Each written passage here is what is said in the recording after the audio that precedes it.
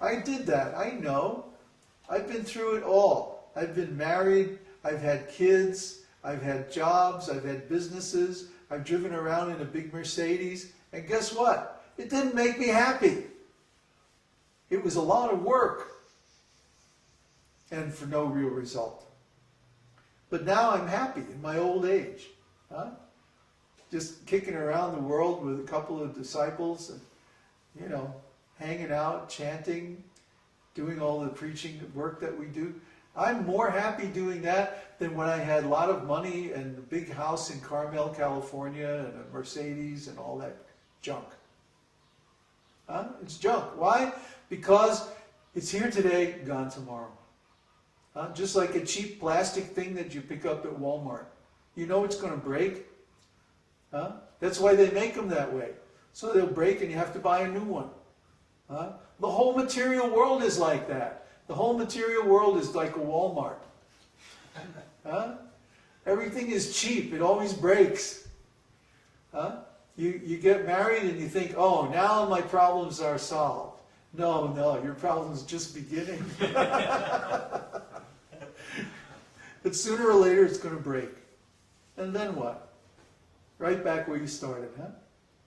So, don't fall for that. That's Maya.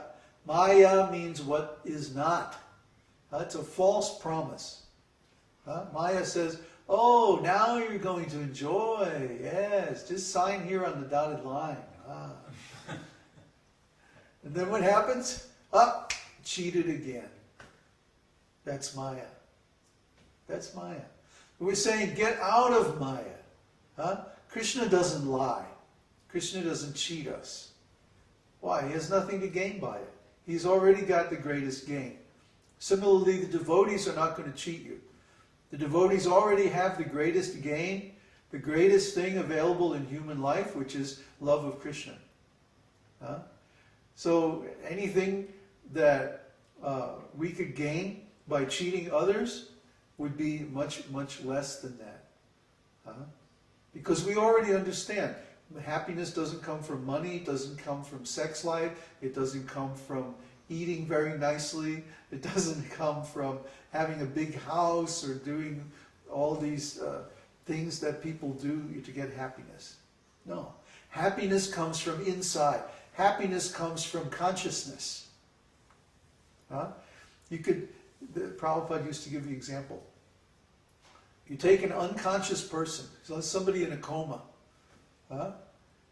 somebody in a car wreck, got hit on the head and he's been in a coma for months. Then you dress him up very nicely and you put him on a throne and then you worship him like a king. Everybody comes and bows down and everything. Oh yes, we'll do whatever you want. Is he going to enjoy it? No. He's unconscious. So consciousness is so important that it's the thing that gives everything else its meaning. Consciousness is so fundamental that without consciousness, there are no other issues. There's simply nothing. So try to understand how important is consciousness. But yet, nobody knows anything about consciousness. Only the devotees. We know how to hack consciousness. We know how to change our consciousness. How to make our consciousness better. How to make it more advanced. Yes, we have to give up the silly, trivial little material enjoyments. But that's so that we can focus on the real enjoyment, the eternal enjoyment of Krishna consciousness. Try to understand. Try it yourself. Become vegetarian. Chant the holy name. Read the Vedas. They're all there on our site. You can download them for free. Get into this teaching. Live your life according to it, and you will find an enormous amount of enjoyment there.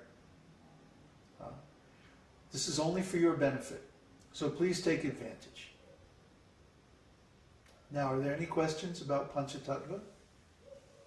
Question from Swati. From reading the homework. Why did Mahaprabhu did not succeed in converting Mayavadis to worship his personal form? Oh, he did.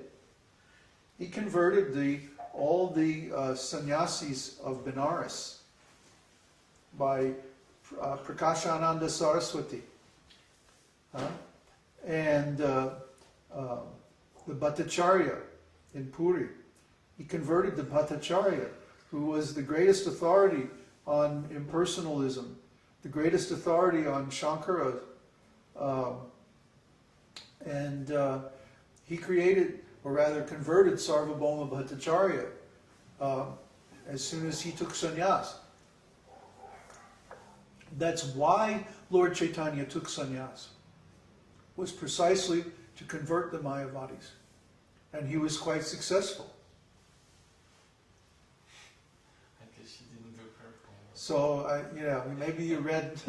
maybe you read the beginning, but you didn't read the whole thing.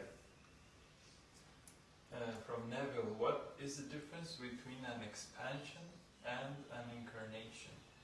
Oh, okay. Lord Balaram is the first expansion of Krishna. When Balaram comes to this world, then that's an incarnation. So Lord Nityananda is an incarnation of Lord Balaram, just like Lord Chaitanya is an incarnation of Lord Krishna. Incarnation means in Sanskrit avatar. Avatara means one who descends. Avatara, just like we have aroha and avaroha. Aroha means the ascending process of speculation, and avaroha means the descending process of receiving Vedic truth from authorities. So,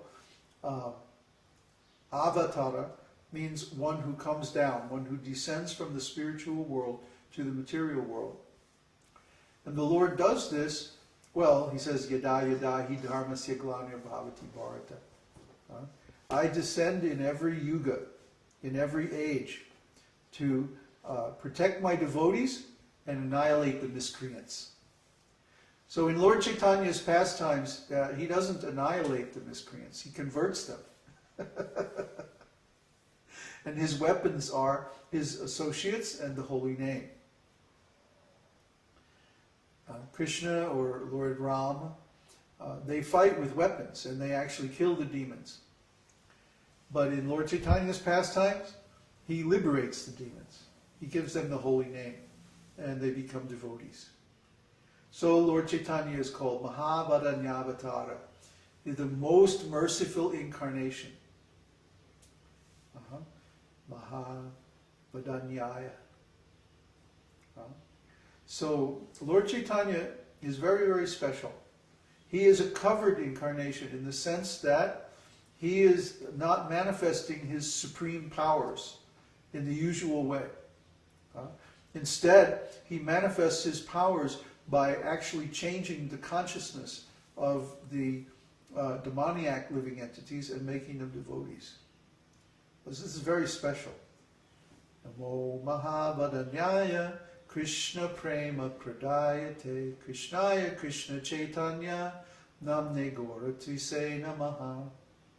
Oh my Lord Chaitanya, you're the most merciful avatar, and you descend to give love of Krishna to everyone, without considering their qualification of good or bad.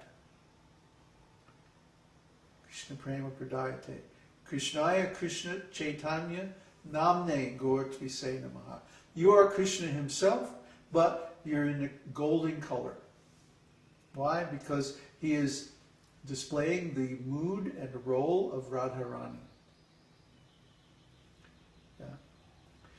So all of the acharyas in our line consider themselves to be gopis. That's why we, in the Guru Pranam mantra, the Guru is always known as Srimate.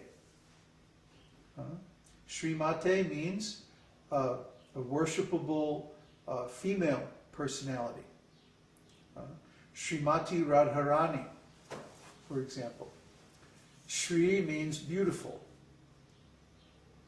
Okay, so a spiritually beautiful person, spiritually worshipable person is called Shriman if male, and Srimati if female.